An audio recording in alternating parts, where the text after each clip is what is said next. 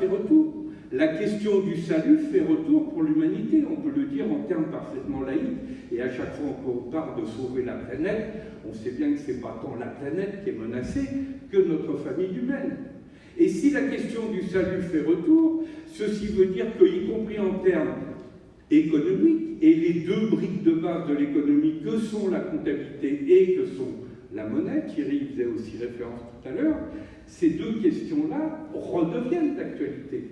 Et qu'il n'est pas sans intérêt, il est même extrêmement intéressant de revisiter et la question de la comptabilité du salut et la question de la monnaie de salut, c'était la question des indulgences.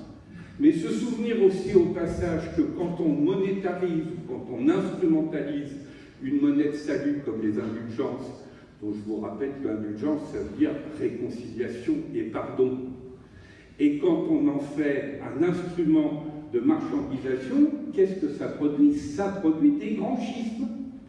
Hein, le moment où le pape, parce que les caisses étaient vides, a trouvé que c'était une bonne idée de marchandiser les indulgences, il a produit une crise majeure de crédit, une crise de foi, une crise de confiance. Et nous sommes bien aujourd'hui, les grandes crises financières sont des grandes crises de crédit. On ne peut plus croire à la légitimité de ce système qui est structuré par une des mesures spéculatives.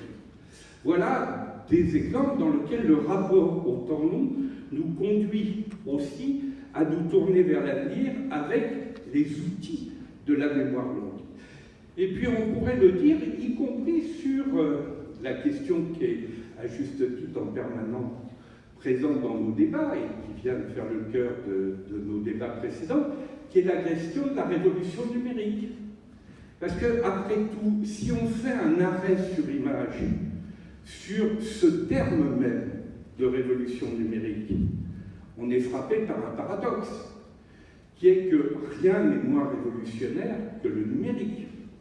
Le numérique est un des plus vieux langages de l'humanité, le langage plurimillénaire, on le sait en particulier chez les Chinois, avec le yin et yang, etc. Donc, qu'est-ce qui se passe qui est à ce point révolutionnaire si ça n'est pas le numérique, puisque le numérique historique, on connaît bien ses avantages, la simplicité et l'universalité potentielle, mais on connaissait aussi ses inconvénients.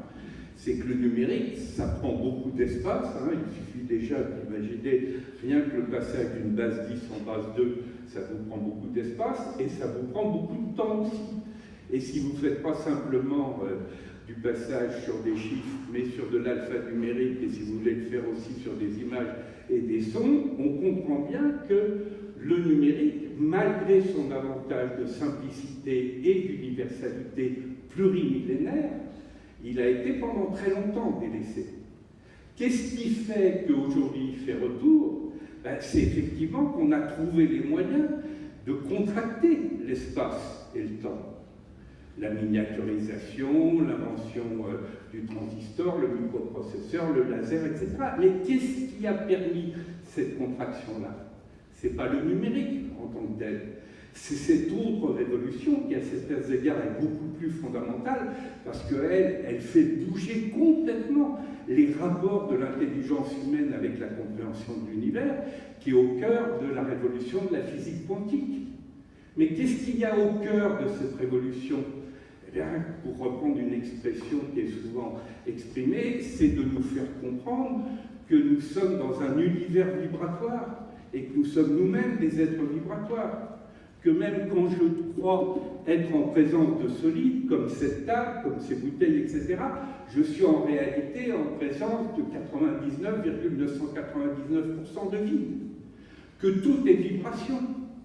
Mais si la question clé, c'est celle de la vibration, si, à certains égards, il vaudrait mieux utiliser le terme de métamorphose vibratoire que le terme de révolution numérique, nous comprenons aussi que le terme de révolution numérique, il nous enferme dans quelque chose qui est vieux comme l'histoire de l'humanité, qui est la fascination de l'humanité pour les objets, les techniques et les machines, au point que toutes les grandes mutations de l'histoire, qui sont toutes des mutations du rapport entre les humains et leur univers, donc la façon de vivre, de regarder, de comprendre et de modifier leur comportement en fonction du rapport à l'univers qui est celle des différentes périodes historiques, eh bien, on a qualifié ça à chaque fois de révolution des machines. Même déjà le paléolithique et le néolithique. C'était déjà la fascination des objets, puisque paléolithique, c'est l'ancienne pierre, néolithique, c'est la nouvelle pierre. Donc on était déjà dans l'idée que c'était du côté des pierres, donc des objets, donc des machines, que les choses se jouaient. Et c'était la même chose sur les révolutions agricoles, sur les révolutions industrielles, et c'est aussi ce qui se passe aujourd'hui avec la révolution numérique. Mais quand on dit révolution numérique, qu'est-ce que ça déclenche immédiatement? Ça déclenche adaptation et compétition.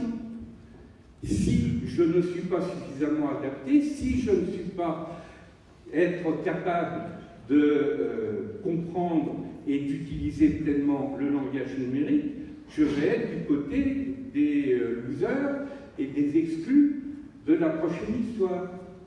Et donc, compétition et adaptation finissent par faire complètement l'économie que si je parle de ce qui se joue en profondeur derrière le numérique, qu'est cette métamorphose vibratoire, si je vous pose la question, à quel moment vous sentez vous le plus en vibration, c'est autant et même souvent davantage dans le rapport à la beauté, dans le rapport à l'amour que quand vous êtes branché sur votre tablette ou sur votre smartphone.